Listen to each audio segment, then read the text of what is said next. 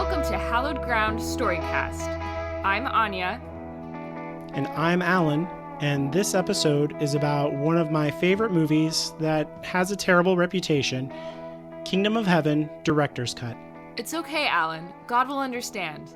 And if he does not, then he is not God, and we need not worry. So I guess we should probably give a plot summary for all the people who didn't watch the movie, which is probably most of the people. Right. All right, so this will be a little bit easier to summarize than our last movie. The plot's pretty straightforward, luckily. Balian is a medieval blacksmith living in France. After his child dies, his wife commits suicide. The local priest spitefully mutilates her body to ensure she is punished in hell for eternity, and Balian murders him in retribution. He escapes the local authorities by traveling to Jerusalem with his long-lost father, and after his father's death, inherits a title in the royal court of the Crusader kingdom.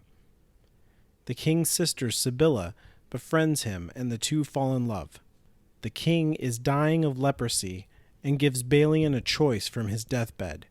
He can marry Sibylla and help her raise her young son, who will inherit the throne, if he agrees to the arrest and execution of her husband.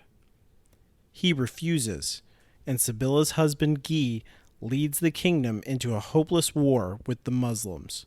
Sibylla realizes that her son is also afflicted with leprosy and decides to spare him the painful life her brother, the previous king, suffered. She poisons him.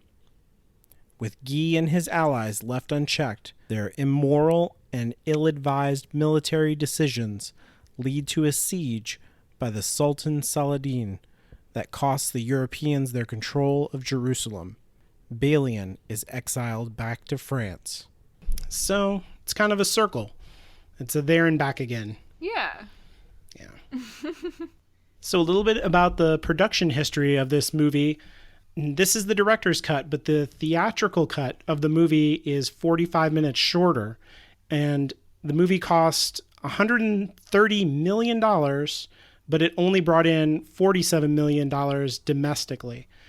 And even though it made its money back worldwide with $200 million, that's considered pretty much a huge failure when you've got people like Orlando Bloom in it, Liam Neeson, Edward Norton, a lot of big names, Ridley Scott producing a huge movie. That is like a terrible legacy for this movie. It debuted in 2005, and Ridley Scott released this director's cut in 2006. There was a lot of critical praise for it when the DVD came out. So did you go see it in theaters? I did not. I do remember seeing like a couple of commercials for it, but when I was checking reviews, everybody said it was really disappointing. A year later, when the director's cut came out, I read a review of the director's cut on IGN.com by Todd Gilchrist, and he really talked up the whole thing and said how disappointed he was in the original theatrical release and how much he really loved the director's cut and how it fixed so many things. So that got me pretty excited, and I ran out and got the director's cut right away.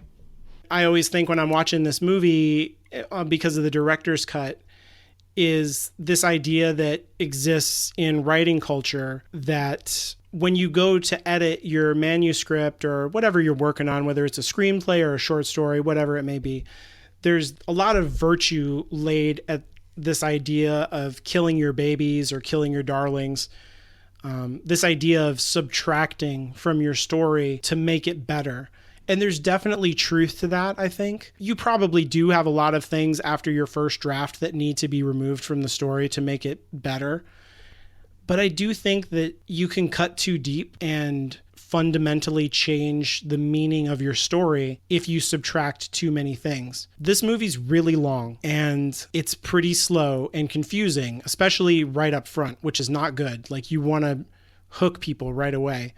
And it's hard to get into this movie. And I think it spooked the studio people pretty badly. And they went and took a hatchet to this story in a way that fundamentally changes it when you subtract the Sibylla plot with her son And in the beginning, they also subtracted all the information about Balian that said that he had ever been in a war before. Because he's, when they're talking to him, he says, oh yeah, I was a soldier. I fought for one lord against another, and I don't know why they were fighting, but I was there. I was an engineer. So he worked on the siege engines and stuff like that. That tells you right up front that Balian's smart.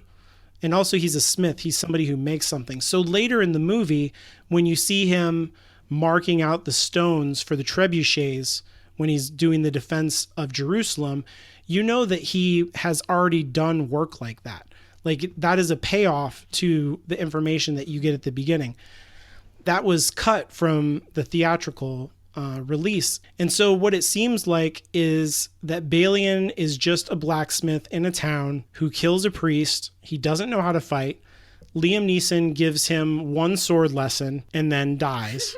And then now he suddenly knows how to sword fight. So all of this becomes much more unlikely. It becomes harder to swallow when you subtract all that stuff out.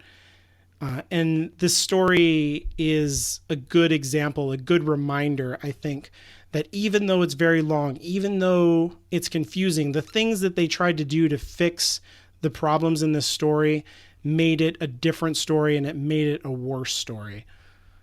And that's something that storytellers should keep in mind when they edit. Yeah.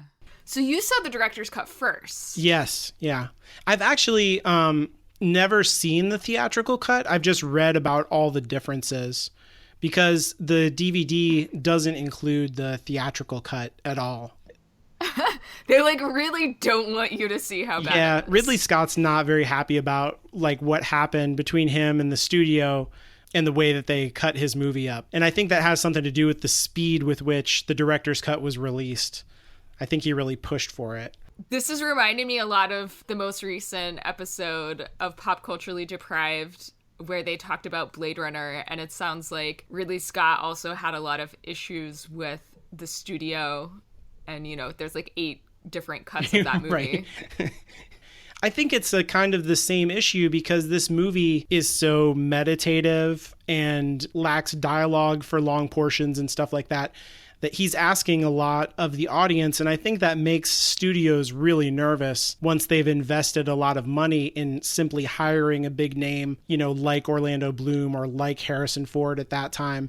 And they're like, man, we need our money back. And he's like, man, I need my artist's vision to be, have integrity. And they're like, screw your integrity. We need to be safe. So I think in both of those cases, you could see that the choices made by the studios harmed the story overall. The voiceover at the end of Blade Runner is famously terrible, and cutting out in this movie the entire plot of Sibylla's son and him, becoming the king and all the choices that she has to make related to that gut that character and really change the entire context, in my opinion, of the entire story.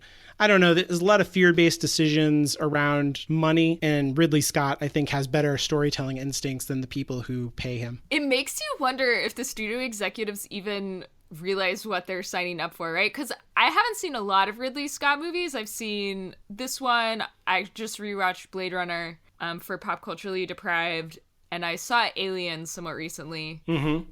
And they are all much slower paced, more meditative movies than you would expect for kind of a big actiony blockbuster. And it seems like over and over again the studios are basically signing up Ridley Scott to do his thing without actually realizing what his right. thing is. They have this idea of what he is, and then when he actually does his thing, they're like, wait, I thought it would be different. You're the same guy who made Gladiator, right? Why don't just do that again? Oh, he did Gladiator? See, I'm so unschooled. Yeah. Which is more blockbustery, but it does have these long, meditative moments about death and, and the whole thing where he's in this grief over his wife, which is, I think, far longer than any other director of a historical kind of action movie would have done. He's much more into theme and idea than a lot of directors are. There's another movie of his that I really like called Legend, And you talk about like people not knowing what they're signing up for. Legend was like a fantasy movie, kind of like Lord of the Rings, but way before any of that stuff was able to be made, with Tom Cruise in it. And if you've never heard of this movie, it's because once again it didn't make any money, and the studio like made a lot of bad choices. They put in like a terrible soundtrack to it instead of like an orchestral soundtrack. It's like this 80s synth kind of stuff. It's really weird. And then they chopped up the movie. They like made it a lot shorter. It doesn't really make any sense. And so, you know, there's a director's cut of that movie too. But the funny thing about that movie is there's a famous location where they make movies. They make the Star Wars movies there and James Bond. It's called Pinewood Studios in England. He had like this fairy tale forest where most of it was set. And this entire forest is like made of styrofoam trees, and like everything is carved and painted. It's gorgeous. It looks very real, but I mean, the whole thing was fake. But the thing was that it was summertime and it was so hot there that this styrofoam was kind of like exhalating, you know, all kinds of hydrocarbons and stuff. And they were collecting inside of this big studio. It wasn't properly ventilated. And then the entire thing exploded one day. And burned down to the ground. So, and he, you know, nobody was there, luckily, like nobody got hurt, but he heard about it, and then he just went and played tennis that day. And he was like, well, I don't know what else I can do. I can't shoot my movie because the entire thing burned down. So that's kind of, if you're a studio and you're going to hire Ridley Scott, this is what you're signing up for, is what I'm saying. Wait, so did they have to rebuild the whole set to finish the movie? Luckily, they were done with, I mean, they were totally done with the forest scenes after that, if they wanted to do any reshoots or anything. But they had, the movie kind of begins and ends there, and they had already shot the beginning and the ending, so. Okay, so then they just had to do the middle bits. Yeah, but it was crazy. On this movie, too, there was a fire disaster. So I don't know if that's just a thing with Ridley Scott. Like one of the siege towers at the end of the movie caught fire when it wasn't supposed to. And they woke up Ridley Scott in the middle of the night. They're like, the siege tower's on fire. And like the first thing he says is, well, is anybody filming it? So he made them go out and film it so they could be in the movie. And it is in the movie for about 6 or 7 seconds. You get to watch it. Oh, that's awesome. Yeah, it's pretty cool. And I will say that, like, for a Hollywood movie, you know, we're talking about how Ridley Scott is kind of different than most directors. I think that overall, this is a really authentic expression of the period of the Crusades. He's very balanced in his approach to Saladin and the Islamic side of the conflict, and to King Baldwin, the king of the Christians, and the Jerusalem side. I think it's very balanced. It hews pretty close to history. I mean, for a Hollywood movie, I never sense in the movie any strong judgment for the Christians or against the Islamic fighters or the other way around. It doesn't really lionize either side of the conflict, which, you know, given that this movie was probably in pre-production only 2 years after 9/11, is kind of significant. Yeah, and that's actually one of the interesting things that I read while doing some research after I watched the movie, was it was called dangerous by some critics at the time because they thought that it would actually further inflame anti-Western sentiment in the Islamic world and sort of like justify Islamic terror against the West because it portrayed Christianity and like, you know, Western white people in a kind of negative light. I mean, you say that it doesn't really lionize one side or the other, but like the evil bad guys are clearly some of the Christians, right? Like, oh, the Templars. Like not yeah, all for of sure. them, but yeah, like Guy and Reynolds, you know, are clearly the villains of the piece.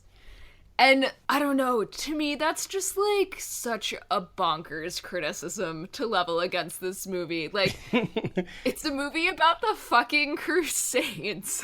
Right.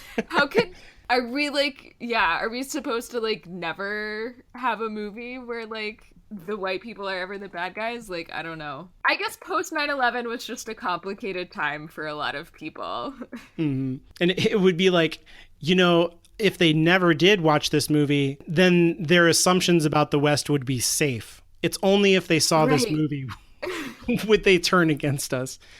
I know. And also it's like the whole like point of the movie is that they sort of figure out how to respect each other on some level and like appreciate each other's experience. Right. Yeah. So it's like totally missing the whole fucking point of the movie. Yeah. It's like banning Huck Finn, you know, for the reasons that Huck Finn gets banned. And you're like, no, you're missing the whole point. Yeah, exactly. Yeah. It was okay though, because people just didn't watch this movie anyway. So it was never a problem. Can we talk about the horse wig? I never noticed it. Oh my god. If you've never looked at the show notes for any of our shows before, you need to go to the show notes and look at this picture. This was like, so this is mostly a very serious movie. There's this one scene that cracked me up. I like could not stop laughing. The camera moves and then stops moving such that there's like a perfect eclipse of Reynald's decapitated head on a stake and Orlando Bloom's horse, such that it looks like his horse is wearing like a ridiculous wig. And I took a screenshot of it and immediately sent it to Alan because I was just like, I didn't know that was what was happening, because I looked at that picture and I was like, well, that is bizarre. Why did they do that? So I didn't even know that it was Reynald's hair until like right now. So that's pretty funny. Yeah. I like that. I think that was him. Yeah. I mean, it's like these very luscious Right. red locks. That's why you cast Brendan Gleeson, is for the hair. He's great. Yeah. I love it. Okay, so you talked a little bit about sort of why you watched the movie for the first time. Did you immediately love it, or did it kind of slowly grow on you the way me and you and everyone we know did with me? I really like Ridley Scott movies for the reasons that we talked about. I enjoy kind of doing the extra work, having to puzzle out, you know, what motivates these characters, what are they thinking in this moment where it just shows somebody staring off into the distance or something like that. I do think that this movie is a little bit of a mixed bag. It's very slow in some parts, and then in other parts you're kind of confused, especially on the first viewing, of like, wait, did he just invent irrigation? What's going on? I don't understand. So I think I've appreciated the movie more over time than I did the first time that I watched it, but I thought it was pretty good. What did you think the first time that you watched Kingdom of Heaven? So I was a little bit confused, especially during the first bit while they're still in France. Mm-hmm. I think like the way that you were texting me during me and you and everyone we know and being like, oh my God, blah, blah, blah, blah. I was just like, what the hell is going on? Explain this to me. Why his wife is dead? What is everyone's relationship? Like, I have no idea what's happening. It was very confusing. Wait. But overall, I think, like, once he actually got to the Middle East, I kind of, like, settled into it, and I actually really enjoyed it. Good. I would agree with that. That was pretty much what mine was, too. So, yeah, like, the pacing of this movie is a little bit different than what you're used to. It's, like, a little bit kind of slow and meandering, but I really liked it, and I guess I'll contrast it with Captain America Civil War, which I watched for the first time like a couple days after I watched Kingdom of Heaven. Oh, weird. Which is also a very long movie. Uh-huh. But like, oh my God, I think I might just be done with the MCU. Like, I was so bored. I was just so bored. It was just like long, pointless fight scenes that like didn't mean anything. And it made me really appreciate Kingdom of Heaven because it was like, okay, at least there's like something there. I've never thought of this before, to compare Captain America Civil War to Kingdom of Heaven. I'm going to have to meditate on this. I'm not sure what I think. I mean, I don't know how meaningful that comparison actually is, except that I like watched them several days apart, but it was just like, yeah, I couldn't, I was like, is this, I kept checking my watch. I was just like, is this fight scene really still happening? I think it feels longer than it is. And I think Kingdom of Heaven actually, like, once you get into the Middle East, moves a lot faster than the actual amount of time that you're spending watching it. Yeah, I totally agree. Yeah, all that stuff in the beginning is pretty confusing. I had to watch it many times before I totally understood what was going on. And I don't know that understanding what's happening in France even helps you very much with the story that it's telling. Like, it's a complicated story for no good reason. Yeah. Of the things that are not true about it, because I also like went down a Wikipedia black hole after watching the movie to try and figure out what was historical and what was not. Like, Balian never lived in France. Right. And Balian and Sibylla were never romantically involved. But, like, everything else is pretty spot on. And, like, you can't blame Hollywood for throwing in a romance, because they have to. Like, that's... Yeah. I mean, you can blame them, but also, like, you shouldn't be surprised, I guess is what I really mean. I do appreciate that he makes the, traditional Crusade pilgrimage. If you're going to tell a story about the Crusades, you should probably have somebody make that pilgrimage, That totally makes sense now for why they did that. Yeah. Right, because even if that character... and for, like, the role he played in the battles didn't make the pilgrimage, like, the pilgrimage was such an important part of that journey and that story. Yeah, and actually, when I was in England recently this summer, I went on a couple walking tours, and we went to sort of, like, the former Knights Templar area in the city of London, which is now just, like, filled with lawyers. It's, like, the lawyer kingdom. So still bad guys. Yeah, okay. I guess. But it's like the story of the Knights Templar is a really fascinating story where they basically like invented modern banking because when you're going on that pilgrimage to the Holy Land, it's really dangerous to have all of your money on you. So they invented a banking system where you could basically like deposit money at the beginning and then take out smaller amounts as you went on your journey. So you never had like all of your money on you at one time. And that was how they became, like, so powerful and amassed all this wealth, was basically by, like, taking pilgrims and crusaders' money and coming up with this banking system. So one of the big themes that I really appreciate about this movie is kind of this idea of a spectrum of belief that the characters demonstrate and how it informs the actions that they take throughout this conflict. And you'll see some of the characters are like extremely religious, or they present as extremely religious. They believe that their victory will be assured because of the God that they believe in and because of their own righteousness. And so they believe that like it doesn't matter if the conditions for the war are good or if the ground that they're fighting on is ideal. Since God is on their side, they're going to win. Then there are other characters who are more practical, but whose belief tends to be more sincere and humble. So, for example, the main character, Balian, he's really trying to be true to his conscience and be able to look back on his actions and know that he did the very best that he could. And because of that, the choices that he makes are the choices that help the most people and are not necessarily informed by what the church says he should do. And I feel like the same thing can be said of Saladin, who is the commander of the Islamic forces. And his advisors are telling him, we should attack. The Christians are here. The time is now. And he tells his advisors, how many battles did Allah win for you before I joined this cause? The practicality of my choices and the sincerity of my belief carry forward my cause better than zealotry would. And in the end, Saladin allows the Christians of Jerusalem to leave without a wholesale slaughter. And so he also makes the choice that benefits everyone and not the extreme choice that maybe some of the zealots in his camp would have made.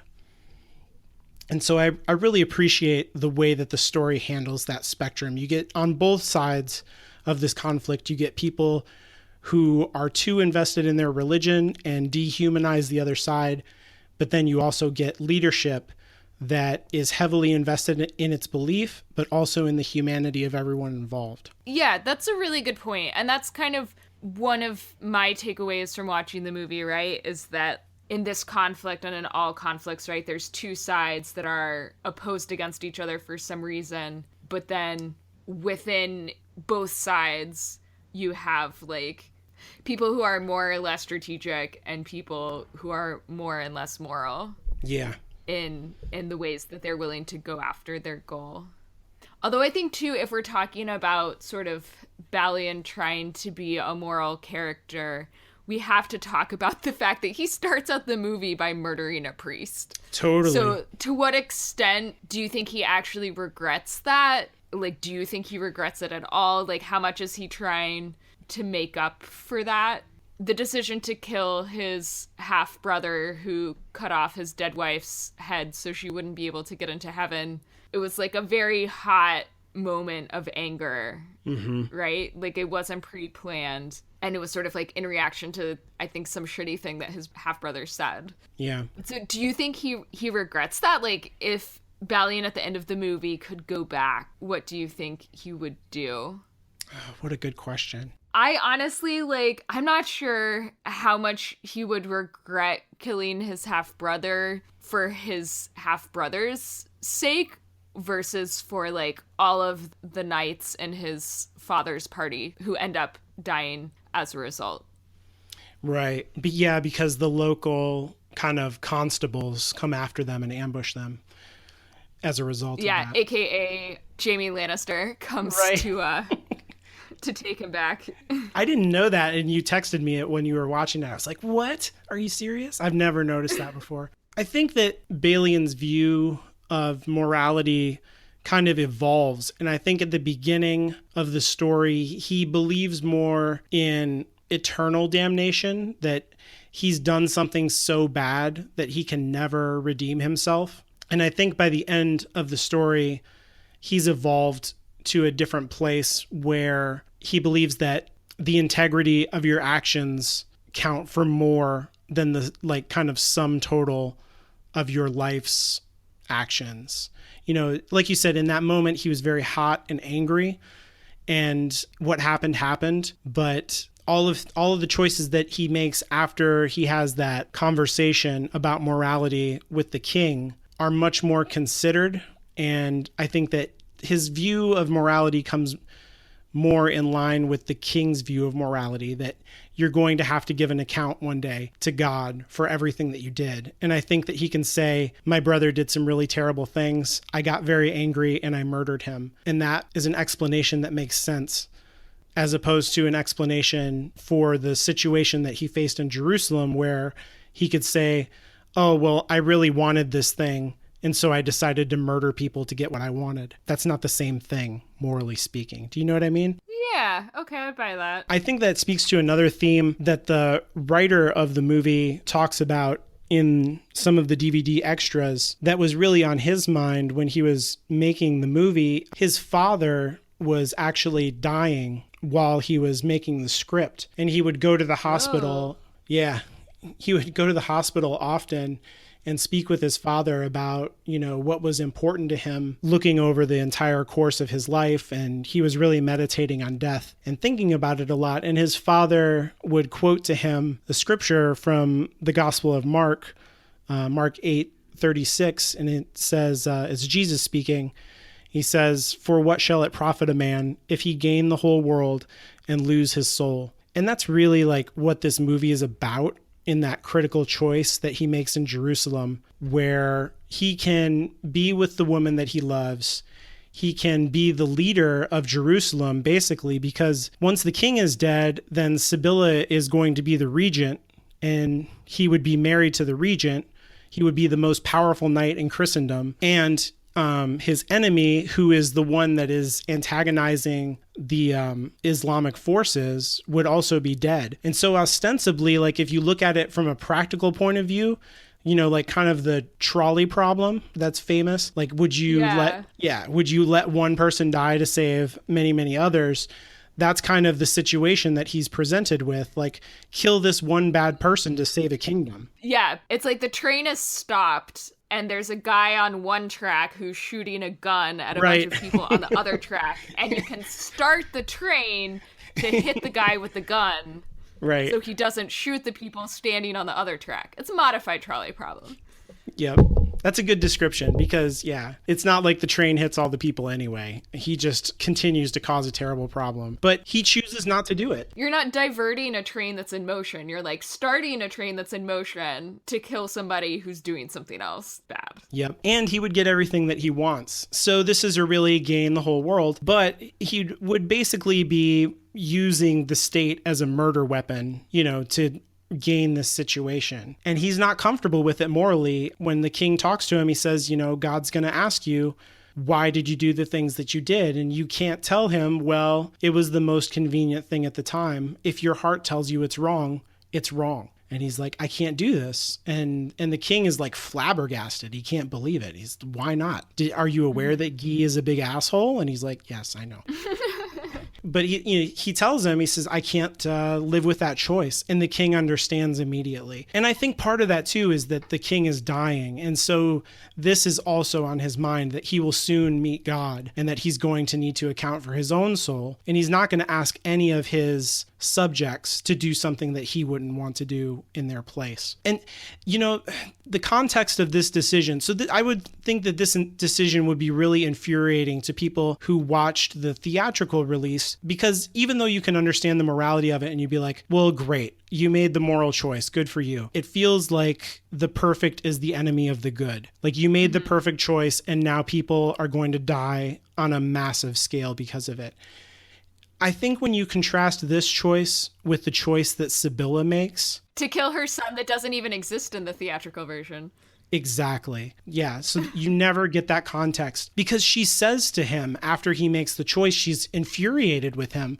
And she says, you will have wished that you had done a little bit of evil to do much good. And that's kind of what her choice is, that she poisons her son, who is fatally sick with leprosy, to spare him the agony of the illness, but also to spare herself the agony of watching him die after she watched her brother die the same way. I think that when you contrast that choice and the way that it unwinds her after she makes it, and the regret and grief that she carries because of that choice, compared, with the very light load that Balian's choice is, even though the consequences are terrible, his soul is not as burdened as Sibylla's in the aftermath of those two choices. Do you think she regrets her choice? I think on a certain level, like it's a terrible choice, right? It's the worst choice. Yeah. But I think Balian's choice is, while, on a practical level, I think a modern audience would be like, you made the wrong choice. This is the wrong choice, Balian.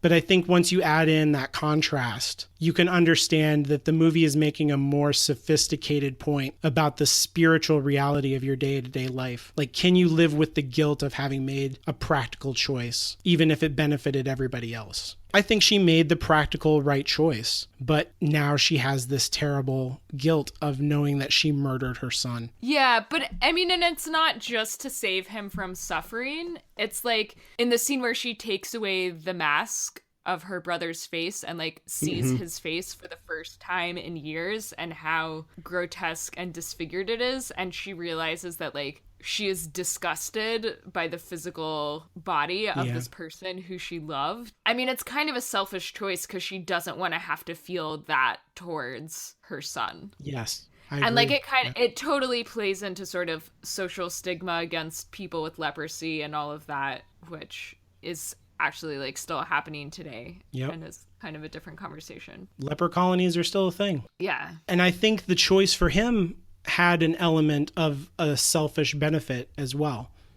He would marry Sibylla, who he loves, and he would become very powerful. And for her, she would not have to go through watching somebody that she loves be ravaged by this disease that she can't control. And she's saving herself from that. I think that the movie's statement on it is that the price is much higher than an audience who is not actually in that situation might assume, like on a personal level. Like, it's real easy to sit back and say like, oh, this is the right thing to do. But then when you're the person who makes that choice, it's much more complicated and personal. If the movie has any other big thematic statement to make, I think it's made in that scene during the final standoff siege of Jerusalem, when Balian decides to knight everybody before the battle to sort of like help them rise to the occasion and like, you know, be better defenders of the city.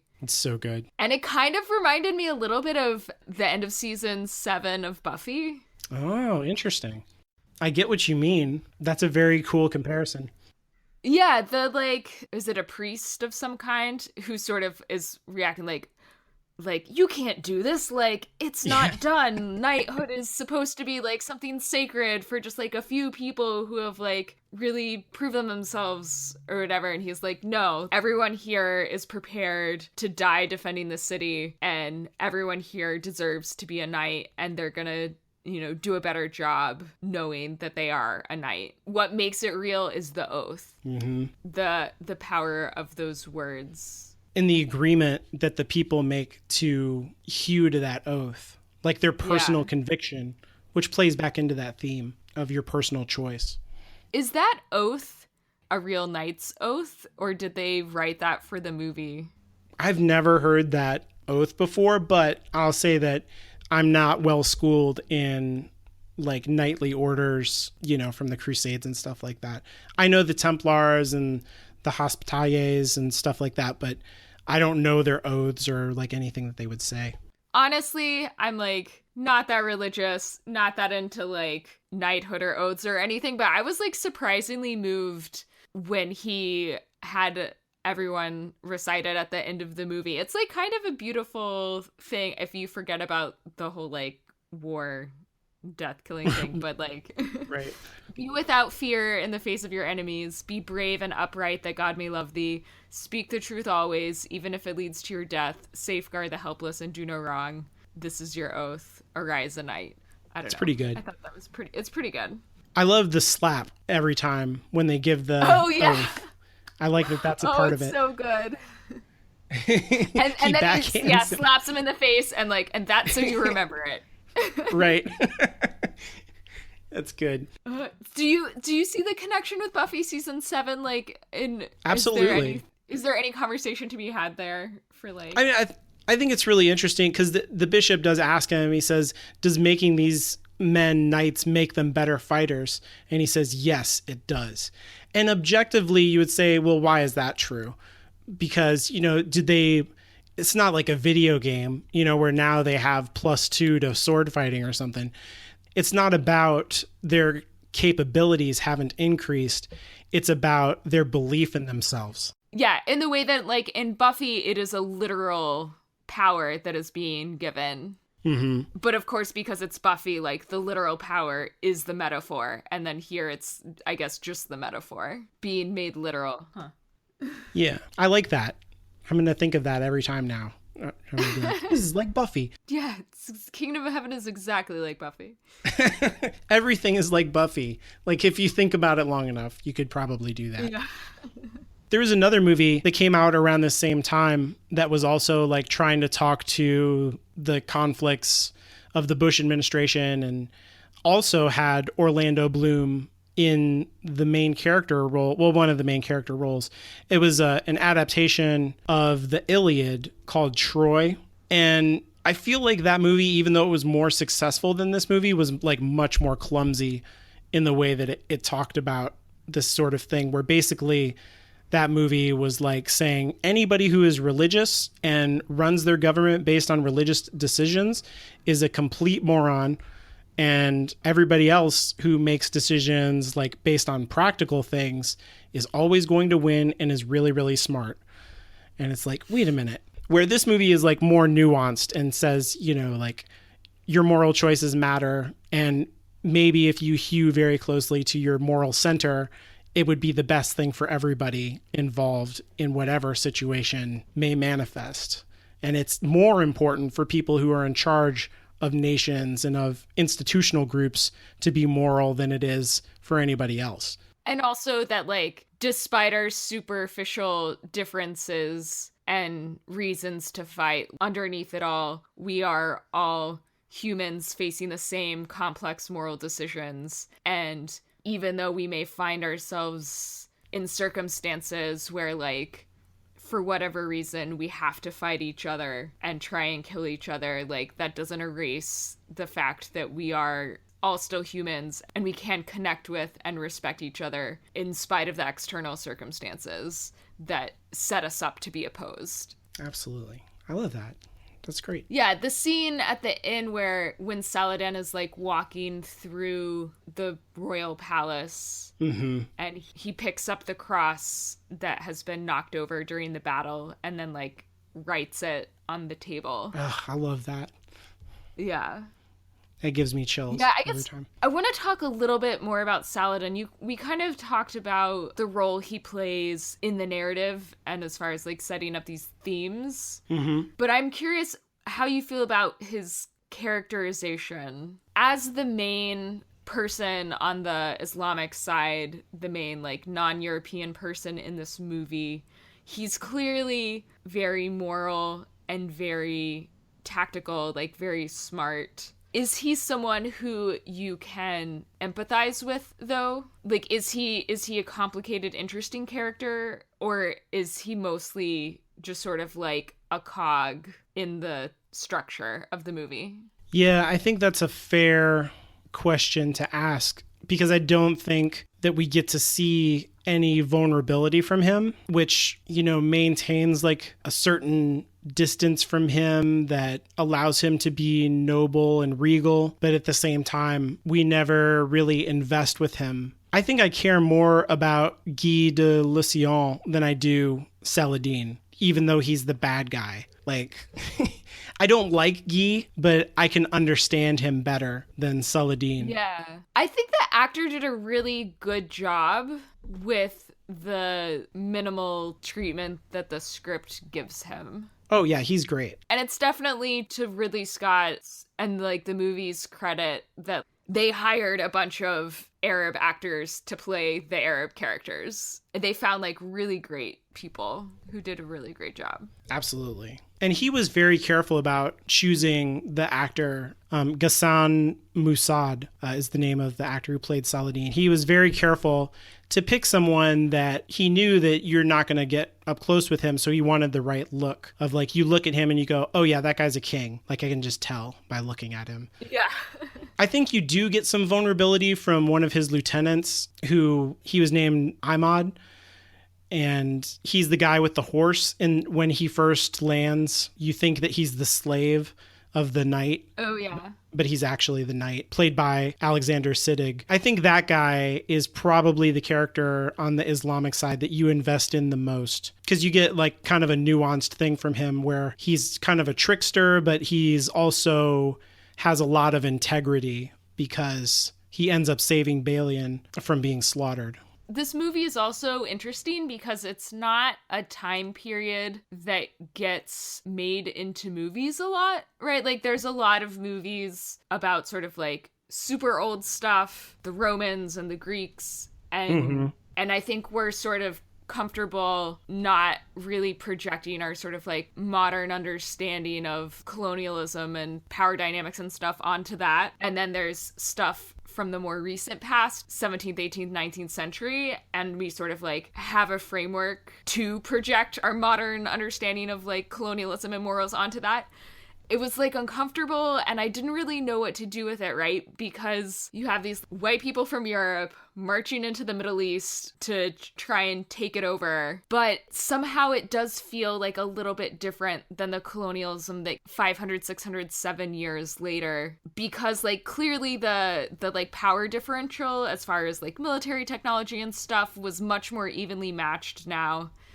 And I'm obviously not an expert on the history of the Middle East. You know, we don't really judge the Romans for being like an expansive empire that went and took over a bunch of shit. The Islamic Empire during this period was basically doing that exact same thing. And so like how much of the Europeans going into the Crusades was just like people being the typical expansive empire assholes that everybody was at that time versus like a very white ethnocentric view of feeling like they deserved everything. Nobody was going there to like spread the culture and kind of like dominate other people and be like, now we're going to teach you science and the truth, you savage. It's like, no. Well, and it also, it wasn't really like economically exploitative in the way that like, right. The way that the later waves of European colonialism of like Africa and Asia and the Americas was. Like, it wasn't really about that. No, because they kicked all those people out and they were like, this is ours now. As opposed to colonialism where they're like, you all work for us. It wasn't like that. Yeah. The view of Europeans as like the superior race who deserved to be like dominating and exploiting all of the other people. Like, it didn't come out of nowhere, but at this point it wasn't quite fully formed yet. And so it's hard to know like how judgmental about that to be, because it is in this like weird in-between place. I think it is something that Ridley Scott wanted you to think about, though. Like, I think he very deliberately picked this era for that reason. He wanted you to think about white Western European people invading this part of the world. And what did that mean then? And what does it mean now? And how did they handle it then? How did they treat each other then? And how are we treating each other now? Like, he wanted there to be a contrast, a comparison. Like, who are we holding accountable and what standard are we holding them accountable to? But I don't think a lot of people did that, unfortunately. They were just like, no, it might give the terrorists like more ammunition. Like, oh my God. I can't even with that. Yeah. But I think that's a beautiful point. I think that's exactly what he wants you to be thinking about. So that's good. I was excited that there was an infectious disease that was like super plot relevant and a pivotal turning point in the movie. Leprosy, man. Leprosy is like, it's such a fascinating disease. Leprosy and syphilis are both super hard to culture in artificial media, which means that it's really hard to study. So we basically like don't know that much about it. And they both have like weird animal hosts. So like humans and armadillos of all things, which are like super distantly related, are basically the only animals we know that can get leprosy. Whoa, really? That's crazy. And syphilis, oddly enough, it's like humans and rabbits. Totally weird. It's not as common as it used to be, but it does, you know, it still exists. And I think a lot of people think that it makes your body parts fall off, and that's totally not true. That's not true. So when we were talking before we started recording, you were saying that we don't know that much about it, and that's super true. Like, we don't know really how it's transmitted between people because it transmits with such low effectiveness. You definitely can't really get leprosy just from casual contact with someone who has it. You have to be around them for a super extended period of time, and probably like, I don't know, the working hypothesis is that it involves like inhaling particles that have been sneezed or coughed out. It doesn't spread the way that like a cold or a flu spreads. You need like repeated exposure over time, they think. Oh, well, and then the other thing that's so interesting is that like 95% of people are naturally immune to leprosy or not susceptible to it. Yeah, so most people, like, even if they like injected you directly with the bacterium that causes leprosy, like, you wouldn't get it. You know, it's hard to know how much, like, the way leprosy spreads, like, how much of it is just because it's such a random, like, low probability process, or how much of it's just because like most people aren't susceptible to it. I don't know if you know the answer to this. I think I read before that like if there are adults with leprosy that children can be more susceptible to it. And I don't know if that's maybe because they have a weaker immune system or an evolving immune system or something like that. But I don't think it has to do with immunity per se in the way that we think of like the adaptive immune system. If you're not susceptible, it's not that your immune system is blocking it from you. It's that like your cells don't have the receptor that the bacteria needs to do its mojo on. Yeah, like your nervous system cells don't have whatever the bacteria needs to infect them. So it just passes through. And it's not an immune system thing. It's like a more fundamental susceptibility. Yeah. Are you vulnerable or not? No. So, I liked in the movie, they did a really good job of portraying that the main thing that leprosy does is it basically stops your nerves from working. Right. Yeah, you like can't feel pain, and you also have trouble with fine motor movement. And the reason why people do end up having to have like limbs amputated and stuff is not because the leprosy makes your body parts fall off, but because you can't feel pain, you get injured, and then you have infections, and then you can get gangrene and stuff, and then you have to amputate it for that reason.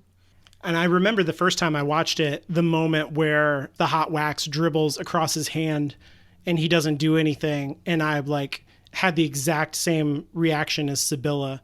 And I was like, oh no, like he has leprosy too. I knew right away. Yeah, I know a little bit about leprosy from my childhood, weirdly, because when I was a kid, I was really into like lots of fantasy and stuff. I loved Star Wars, and like I watched He-Man and the Masters of the Universe and Transformers and like all this fantasy stuff. And after my parents got divorced, my father had custody of me, and he became very religious, fundamentalist, kind of born again Christian. And so fantasy was like a really bad thing. But when he was younger, he also loved fantasy. And so we got into this complicated kind of situation where I was not allowed to read fantasy or watch anything that had fantasy, like Peter Pan was off limits and stuff like that. But I really liked all that stuff. So I used to like smuggle it into the house and read it. And so he had this notion of kind of like you catch a kid smoking cigarettes and you're like, okay, we're going to sit here and you're going to smoke the whole pack and then you're never going to want to smoke again.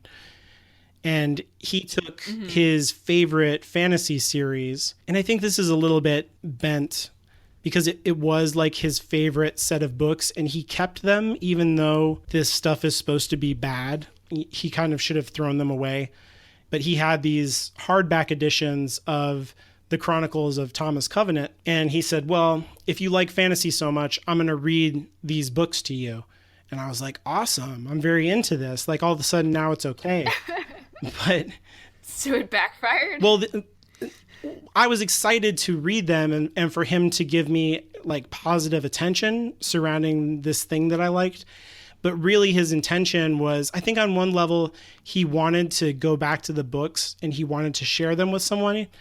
But on the other hand, he was trying to like punish me for liking fantasy and trying to turn me off to it because the way that these books are, the main character, Thomas Covenant, has leprosy. And so you learn right away all about leprosy, that he can't feel his hands and he has to do like these visual inspections of himself constantly, like you said, you know, and he's from like the regular world, whatever. But then it becomes kind of like the Wizard of Oz, like he gets, or, you know, like the Lion, the Witch, and the Wardrobe. He gets swept up into a fantasy world. And in this world, like, one of the first things that happens to him, he meets this young woman on a cliff face and he tumbles down this steep cliff and hurts himself really badly. He like tears up his arms and his hands, and he's very upset because this could mean that he's going to die basically, because of the disease. Mm-hmm. And she sees that he's wounded and then immediately goes to the river and gathers this mud and starts smearing mud into the cuts, and he freaks out and he's like, you killed me, like I'm dead now. But the mud is magical. It has like these magical powers, and it will heal whatever, you know, like a cut or something like that if you get hurt. And she knows this, she knows how to do the magic. Instead, it not only heals the cuts, but it heals his leprosy. And he's like, completely restored, and he's restored to his youthful vigor also.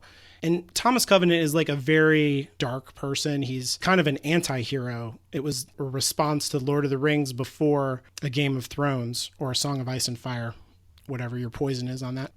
When he is restored in this way, then the first thing that he does is take this woman who healed him, who's a young woman, like 17 years old, and he rapes her in that moment. Oh. And then there are major repercussions for that throughout the 6 books that follow. But it's basically the first thing that happens in this fantasy series. And I was in 4th grade when he's reading this to me. Holy shit. So he was like trying to scar you. Yeah, this was an act of violence against me to like tell me this story.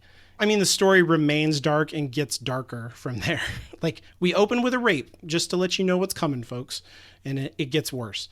And he read all 6 books to me to try and get me off of fantasy. And it didn't work.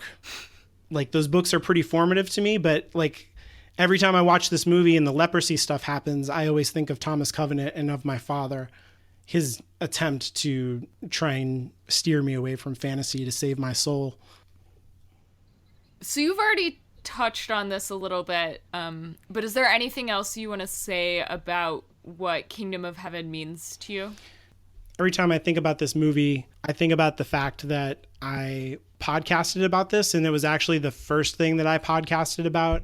I think when I went on Pop Culturally Deprived to talk about Dead Poets Society, I told Matthew and Mandy that it was my first time podcasting, but that wasn't totally true. Like, I was virgin-ish, not a virgin. The first time that I was ever on a podcast was kind of like just an interstitial guest thing for a guy that I worked with. Had a podcast where they would go to the movies and watch a new movie, and they would watch an old movie and they would talk about both of them, but not like in the way that our community does or the way that you and I do, where we really like dig deep into the structure and, you know, talk about all kinds of nerdy story stuff.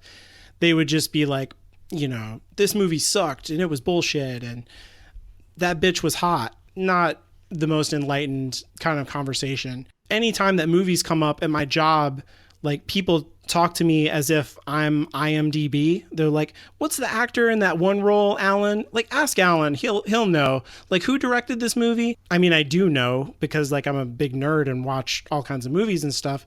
So I'm, like, known for that. And this guy came and started asking me about movies. And I told him, like, I was an English major and I do a lot of writing in my free time. And I'm very into storytelling and storycraft. And they were like, oh, cool. We want to make these movies and we don't have a writer and none of us know anything about storytelling. Would you help us out? And I kind of knew how bro-y these guys are and that they're not really my people. But personally, I'm kind of a Taoist, and the primary text of Taoism is called the Tao Te Ching.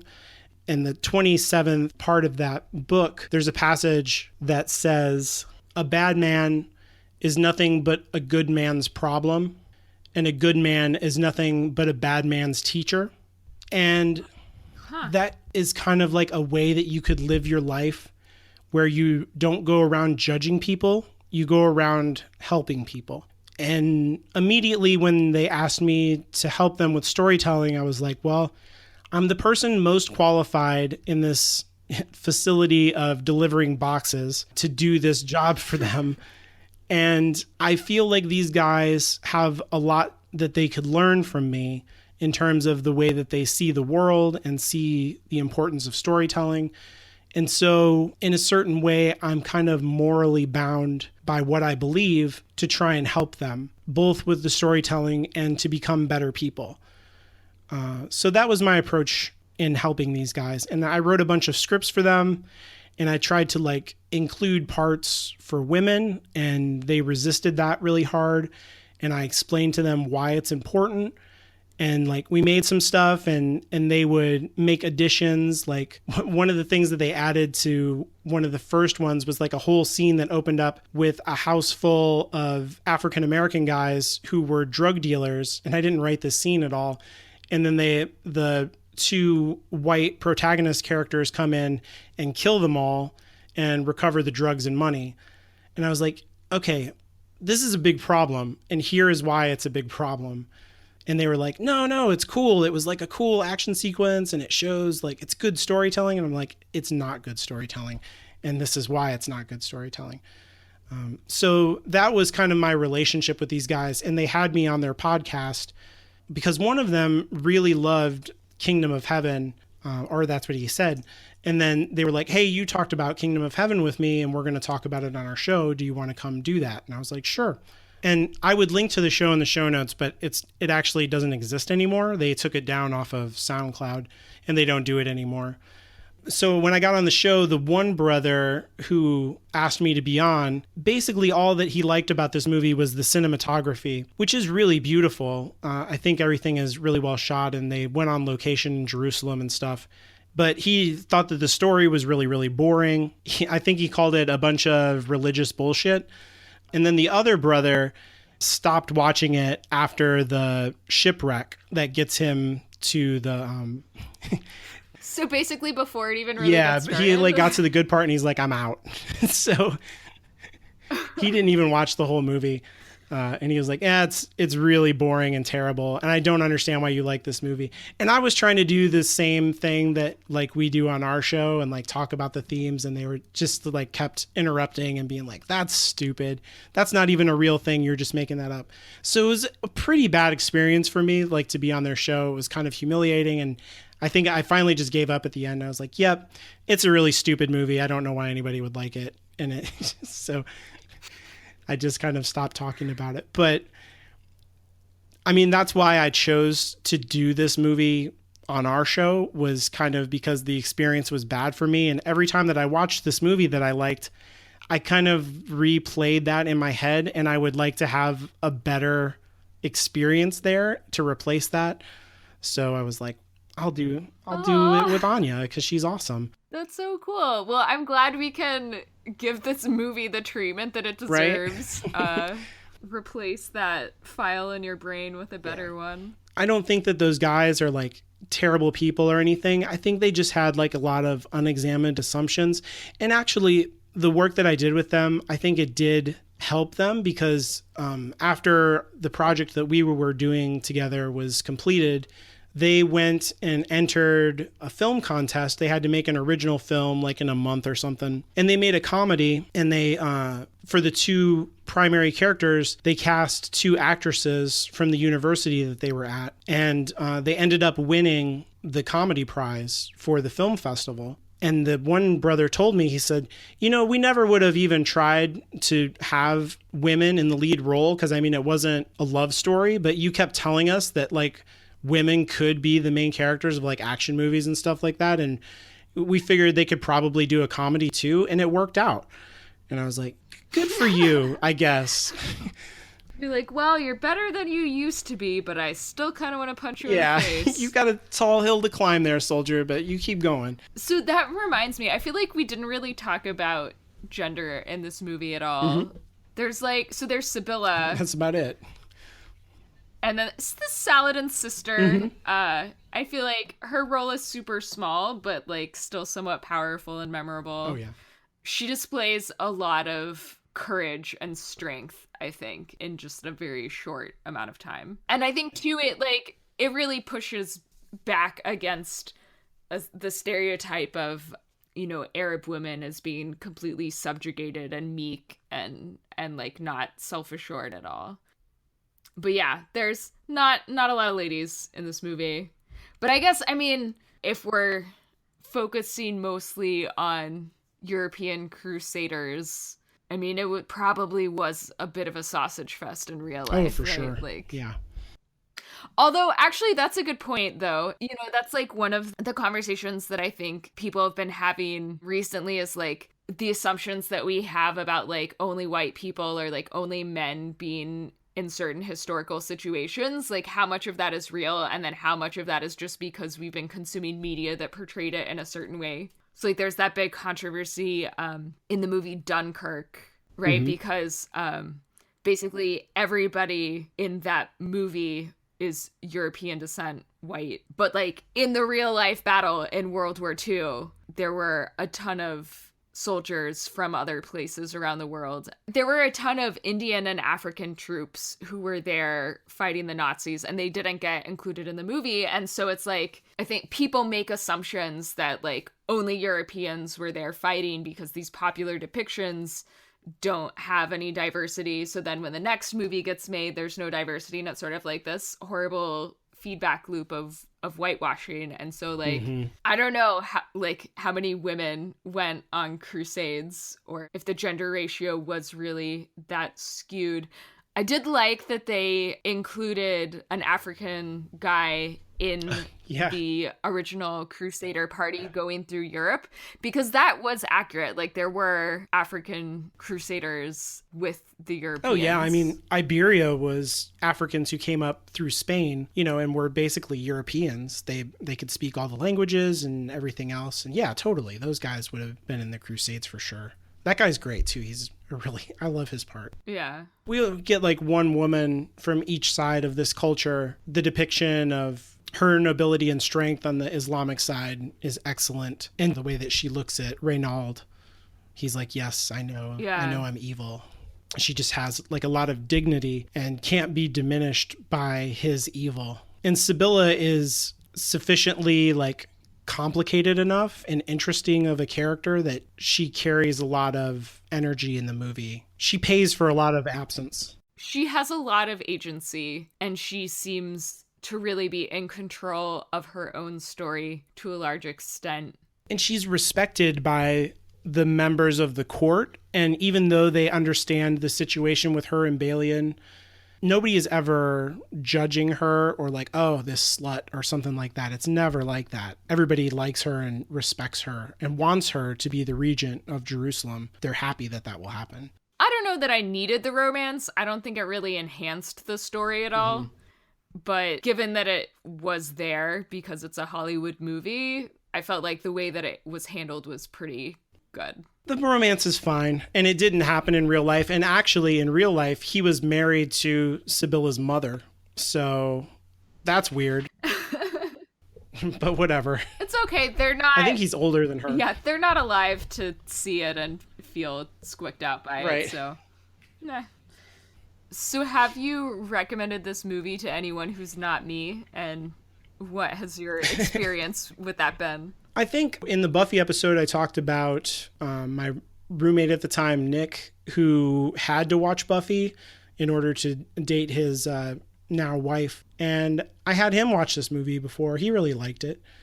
I've had pretty good experience exposing people to this movie. Everybody says the same thing, and it's definitely the weakest part is the beginning. Yeah, I've had a pretty good experience recommending it to people. Now that you've seen the movie, like you've told me your thoughts about it, would you recommend it to anybody? Would you think that you'll ever watch it again? I don't know if I would necessarily recommend it to anyone else. I feel like you have to be in a very specific mood to watch this movie. I mean, obviously, if you're a fan of the show and you listen to this podcast and you're intrigued, like definitely go ahead and watch it. I think knowing more about the movie going in will let you have a better experience than maybe just going in blind, because it is kind of confusing in the beginning and it takes a while for you to figure out really like what it's trying to do. I would watch it again, maybe in a few years. I really enjoyed the Wikipedia black hole that I got sucked into. And it was really cool to kind of connect the movie with the travel that I had done earlier this year in Europe. So I talked a little bit about this time period being kind of like morally ambiguous, but I think it's also a time period that we just like don't learn about a lot in the American education system. Like we sort of learn about ancient cultures and then fast forward to 1776 or whatever. Right. I didn't realize there was like a whole independent like European kingdom of Jerusalem that existed for hundreds of years. The portrayal of Sibylla really reminded me of today's third culture kids, you know, because like she's European in heritage and her ethnicity and like physical appearance, but like she's so blended culturally, you know, like she dresses in a really Arab style and she definitely doesn't come across as European as Balian and all of the people who like literally just got there from Europe. Like it's like very much a blended third culture. And you know, and she talks about like, this is my home. Like I've never known anything else. I've never even been to France. I just heard stories about it. It was kind of interesting. It was like a part of history that I really just didn't know about. And you were talking about education, and that reminded me that we got some feedback for this episode from one of our listeners named Aaron, that he had to watch The Kingdom of Heaven when he was in college for one of his history classes. And I just wanted to read a part of his email where he was talking about some of the things that the movie exaggerated and some of the things that it got right. He says, things that we know for certain that are true about the movie. There was a king who was thought to have leprosy named King Baldwin IV, and his sister was Sibylla, and had a husband named Guy, who then was named king after Baldwin's death. Saladin did release all the Christian combatants back to the coast after he retook Jerusalem. Unlike the movie, Guy and Sibylla are recorded to have been allies in all goings on in Jerusalem, which is much more boring and not as good of a story, so they fixed that. It says the great battle that happened before the fall of Jerusalem and the fall of King Guy is overall correct. Saladin and the Saracens also always ransomed the nobles and killed every member of a monastic order, such as the Knights Templar and the Hospitallers. So pretty much, I feel like the movie is accurate in the way that it handled the fall of Jerusalem, it seems like. He had good memories of watching the movie in the class, and he remembered the movie pretty well from seeing it, even though it was like for an educational context. And he said he enjoyed the movie. And I think they saw the theatrical version. So probably the religious and spiritual themes didn't come across quite as well, but it didn't seem to matter. Like he enjoyed it anyway. So before we sign off today, we want to thank Jordan McGill, the co-host of Prophecy Guys, who wrote us a really awesome review on Apple Podcasts. And so we wrote Jordan a haiku. And so we'll do this in the future for anyone else who leaves us a review. So Jordan, this haiku is for you. Kind theologian, fingers tapping on keyboard, we smile back at you. So thank you, Jordan, for that. This is really important. This is the main way that we can get new listeners and get our name out there. And if you have any feedback about either Buffy, Me and You and Everyone We Know, or Kingdom of Heaven, definitely shoot us a line.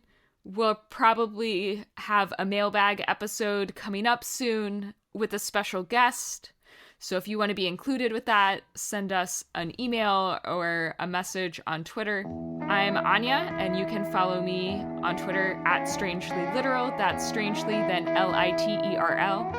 I'm Alan, and you can follow me on Twitter at ChipperAlan. You can follow the show on Twitter at HGStorycast and visit our website at hgstorycast.com. If you'd like to leave us feedback, you can visit hgstorycast.com/contact or send an email to contact@hallowedgroundmedia.com.